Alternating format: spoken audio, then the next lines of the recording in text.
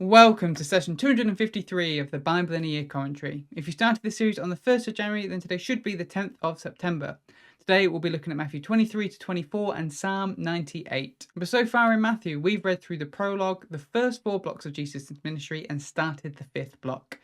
Matthew opened with the genealogy and the story of Jesus' birth. Both root Jesus in Old Testament prophecy and allusions. He's a descendant of David, born through the Holy Spirit, a king and the Son of God. He's given gifts from wise men that match what was given to Solomon's temple. He is God's presence on earth. And finally, he was brought out of Egypt as a new Israel. The first block of Jesus' ministry involved preparation, demonstrations, and teaching. After being baptized and affirmed by God, Jesus resisted temptation in the desert for 40 days. He then chose his first disciples and declared the kingdom of heaven is at hand. From there, he healed the sick, cast out demons, and then explained the kingdom of heaven in the Sermon on the Mount, much like Moses did with the law in Mount Sinai. Jesus began with the Beatitudes, emphasizing inward heart attitudes over outward behavior. He taught genuine faith, prioritizing God's kingdom over power, money, or self-reliance. He advised self-reflection before judging others, treating others as one wishes to be treated, and judging others by their actions while assessing ourselves by our relationship with God. Then came the second block of Jesus' ministry, the kingdom of heaven applied to people's lives. We read a total of 10 miracles, mostly focused on people who were outcasts and those far from God. The kingdom of heaven brought them healing and freedom. The teaching of this second block then focused around how the disciples would bring the kingdom of heaven to others. The cost would be high. They would be persecuted and reviled. But if they trusted in God, he would give them the authority that they needed. The third block of Jesus' ministry focused on responses to him. John the Baptist doubted if Jesus was the Messiah, the Pharisees challenged Jesus even after witnessing his miracles, and Jesus couldn't perform any miracles in his hometown due to their unbelief. During this phase, Jesus taught in parables, which are intentionally cryptic. Parables compel those interested in God to seek answers, while deterring those disinterested, naturally filtering out those who wouldn't follow Jesus even if they understood. The fourth block of Jesus' ministry revealed his identity and subverted expectations. He fed 5,000 people and then walked on water, showing his divinity. He healed and fed 4,000 Gentiles, demonstrating his mission was for all people. Jesus accused the Pharisees of prioritizing tradition over God's law. Peter recognized Jesus as the Messiah, but then Jesus clarified he was also the suffering servant. On a mountain, Jesus met Moses and Elijah, and God affirmed Jesus as his son. And then in his teachings, Jesus reinforced the upside-down nature of the kingdom of heaven, emphasizing humility, removing temptation, and including others. Offenses should be addressed with love and forgiveness, and one cannot pursue both wealth and God. Greatness in the kingdom of heaven comes from serving others and not seeking power. Finally, the fifth and final block of Jesus' ministry focused on clashing with the religious leaders' authority. Jesus entered Jerusalem on a donkey, subverting those royal norms, yet was celebrated as a king. At the temple, he expelled moneylenders, asserting his authority and preparing space for God. The next morning, Jesus cursed a fruitless fig tree, symbolizing Israel's failure. The Pharisees challenged Jesus' authority, but he skillfully avoided their questions and countered with parables, accusing them of being all talk and no action.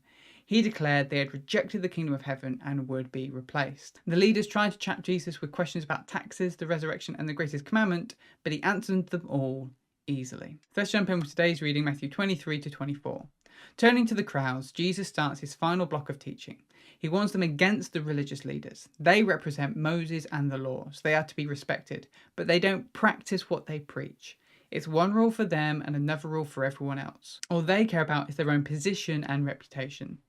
His followers should instead be humble and aim to serve others, not build themselves up. Jesus then gives 7 woes, 7 reasons why the religious leaders are failing at their job. They make it harder for the people to come close to the kingdom of heaven. They consider the offerings to the temple more important than the temple itself. These religious leaders are obsessed with all the little details of the law, but they miss the heart behind the law. Things like justice and mercy. They are obsessed with their outer image, but don't do anything about the greed and wickedness in their hearts. Perhaps most laughably, the religious leaders tut at their ancestors for rejecting the prophets when they are doing the same. The biggest failing of the religious leaders is their hypocrisy. Jesus then mourns for Jerusalem. His desire is to gather up the people and care for them like a hen looks after her young. But they don't want to listen. And so Jesus goes on to tell his disciples about the disaster that is to come. When they point to the temple, he tells them it is going to be completely destroyed. For the disciples, this was a clear sign of end times judgment.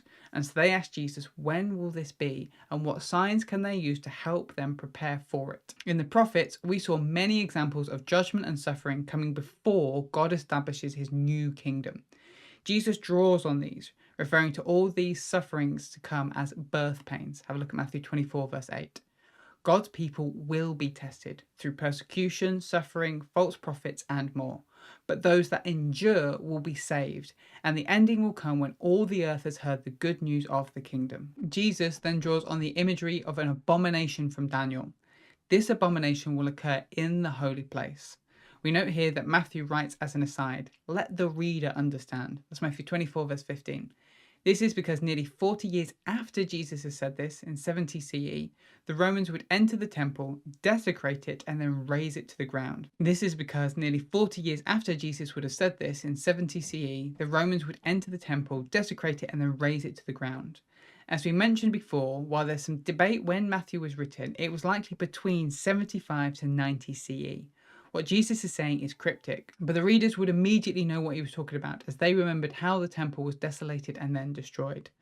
What's cool is that Jesus warns his disciples to flee to the mountains when they see this start to happen. And when the Romans marched on Jerusalem in 70 CE, many Christians saw what was happening and fled to the region of Pella across the Jordan River in the Decapolis. But as is often the case with prophecy, it tends to have an immediate answer and a future answer.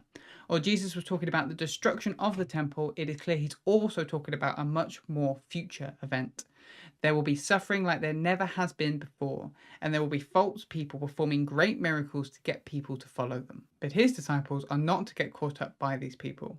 When all of this is done, the Son of Man, Jesus, will return in such a way that no one can doubt or miss it. So as we see these signs and this suffering around us, it should inspire us to further pursue the kingdom of heaven. Because there is no way of knowing exactly when the suffering will end and Jesus will return. Jesus then mentions that this generation will not pass away until all these things take place. It's Matthew 24, verse 34. This phrase has caused much confusion for readers over the years. Some have read it as evidence that Jesus was saying the return would happen within the same generation's lifetime and therefore was wrong. Others tried to argue that it was metaphorical. But when you look at how Matthew has used the word generation, genea in the Greek elsewhere, it becomes clearer what he is talking about. Outside of the genealogy of Matthew 1, every time Matthew has used the word generation, it is to refer to those who are unbelieving or wicked. Have a look at Matthew 11, verse 16, 12, verse 39, 16, verse 4, 17, verse 7, and 23, verse 36. In short, Jesus is explaining that there will continue to be those who don't believe and those who do wicked until all that he's mentioned has happened. But once all this has happened and Jesus returns, all will believe and all wickedness will end. As for these events, they will catch people by surprise, just like the flood caught everyone by surprise, except from Noah and his family. So continue to be faithful in all you do, and all the more as you see suffering around you. There is nothing worse than a servant who lays around drinking because he thinks his master won't be back for a while. Don't be like that. But that's Matthew 23 to 24. Now let's look at Psalm 98. This psalm is not attributed to anyone in particular and falls into the category of praise psalm. It's part of a small collection of psalms, Psalm 93 to 99, that focus on God as King. Here is a summary of the structure, but I'd recommend checking out the written version of this commentary in the description to see the structure properly for yourself. So we start with verses 1 to 3. Sing the Lord a new song of his great works. Verses 4 to 6. Make music all the earth before the King. And then verse 7 to 9. Let creation submit before its kings. The psalmist starts with a call to sing of God's great works. He is a God of salvation and righteousness for all to see. He has been faithful and loving to the people of Israel, but all the people of the earth may experience his salvation. The psalmist then encourages all the earth to make music and sing before their king. The language suggests a time of festival and celebration with musical instruments and singing. Finally, the psalmist turns to creation itself. May the seas, rivers, and hills all roar, clap, and sing. Why? Because the Lord is coming to lead the world. The psalm uses the term judge much like Israel's judges led them. He will lead with righteousness. Like many of the psalms in this section, this psalm focuses on the praise that God deserves as king over all the earth. All peoples and all creation should sing and make joyful sound because of his power and salvation. Thanks for joining us today. Take a moment to reflect on what you've read and share your thoughts or questions below. If you're watching in the future, then you can click here for the next session, or you can find the full playlist just down here. To receive these daily commentaries in your email inbox, subscribe via the link in the description below. Have a great day, and I'll see you tomorrow.